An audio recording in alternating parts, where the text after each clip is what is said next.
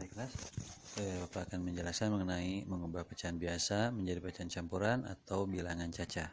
Tapi sebelumnya yang perlu kalian ketahui ya, bagi yang belum tahu khususnya, nih ingat ya bahwa dalam pecahan itu ada per ya, misalnya 6 per 7. Per ini itu per ya, itu sama dengan bagi. Sama dengan bagi ya, per itu ingat bahwa jika 6 per 7 sama dengan 6 dibagi 7 ya. Tuh. Selanjutnya, sebuah pecahan bisa dirubah menjadi pecahan campuran itu yaitu jika pembilangnya lebih besar daripada penyebut. Seperti ini, 9 per 4. Nah, ini bisa diubah menjadi pecahan campuran. Tapi kalau 4 per 9 itu tidak bisa karena pembilangnya angka yang atasnya itu lebih kecil daripada yang bawah penyebut ya. Itu tidak bisa. Paling juga kalau misalnya pembilangnya lebih kecil daripada penyebut, nah itu paling juga ada beberapa pecahan yang bisa disederhanakan ya. Contohnya misalnya 4 per 8. Nah, ini tidak bisa diubah ke pecahan campuran ya, karena pembilangnya lebih kecil sementara penyebutnya lebih besar. Maka ini hanya bisa disederhanakan. Ini 4 ya. Nah, ini seperti yang sudah dijelaskan kemarin ya, sederhanakan saja.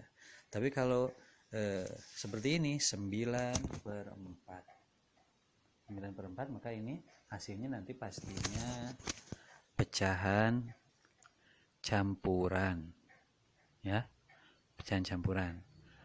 9 dibagi 4 karena akan bersisa nantinya ya.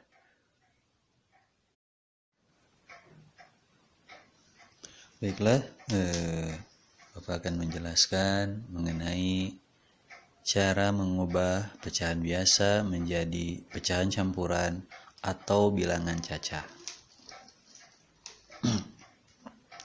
Contoh nomor 1 ya, 9 per 4 sama dengan berapa per berapa.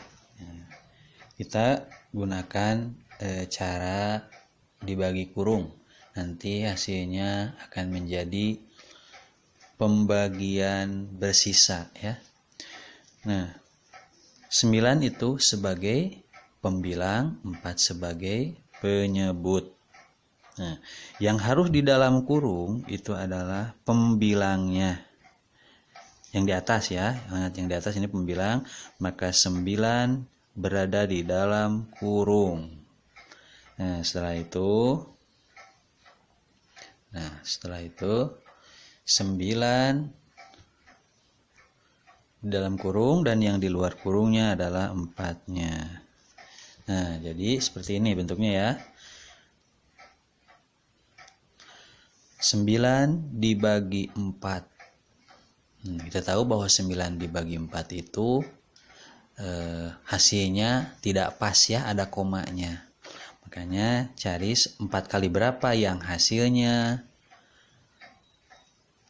mendekati 9.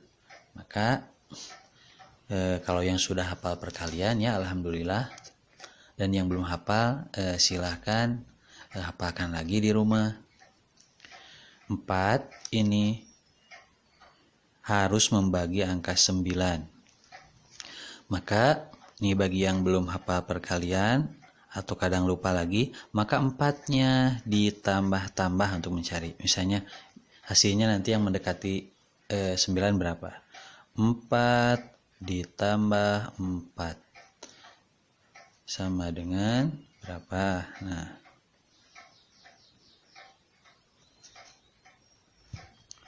4 ditambah 4, 8. Tambah lagi 4 sama dengan 12. Nah, sekarang kita lihat.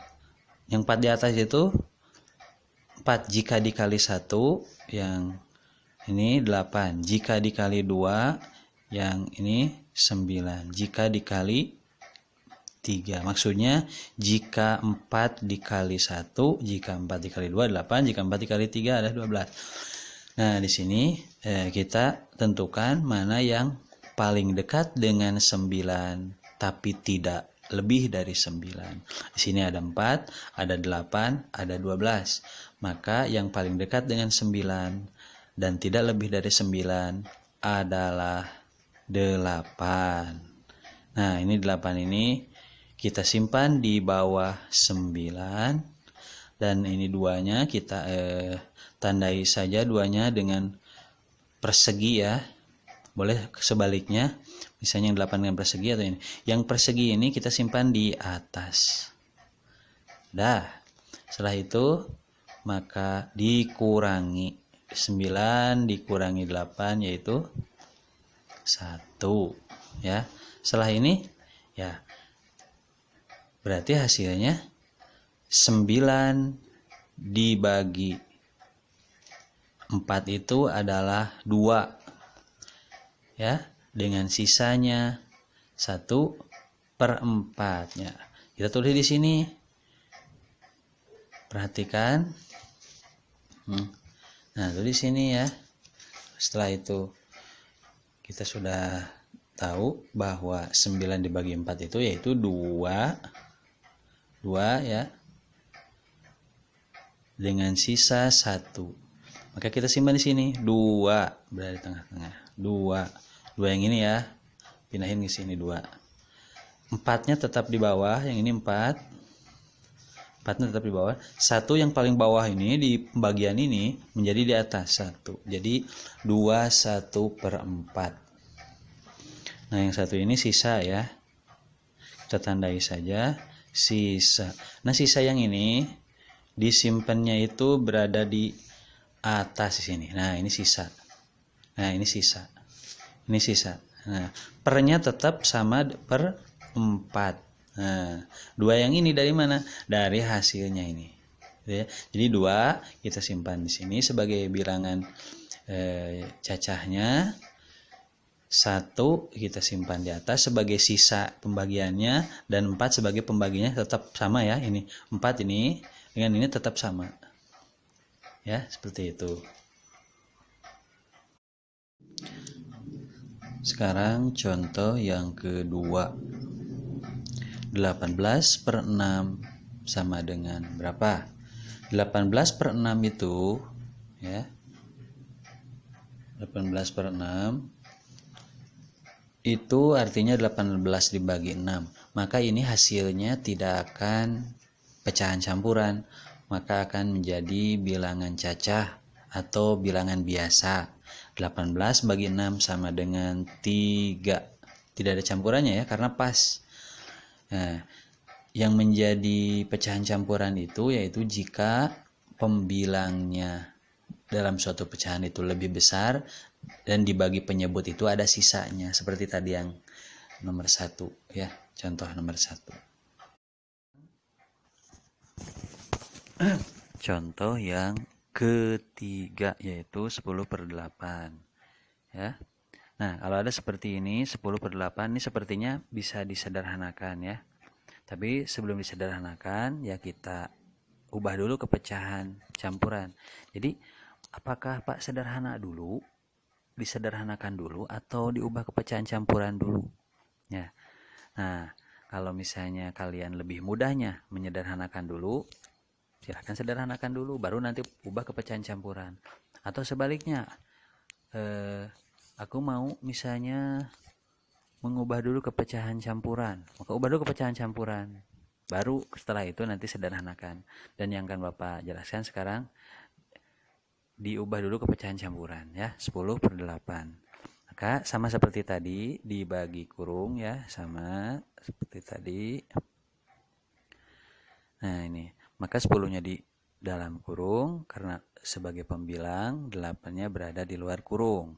10 dibagi 8 tadi udah ada ya caranya di contoh nomor 1. Yang mendekati adalah 1 ya. 1 kali 8 sama dengan 8 per, atau di garis di bawahnya ya. Nah, kurangi 10 kurang 8, 2.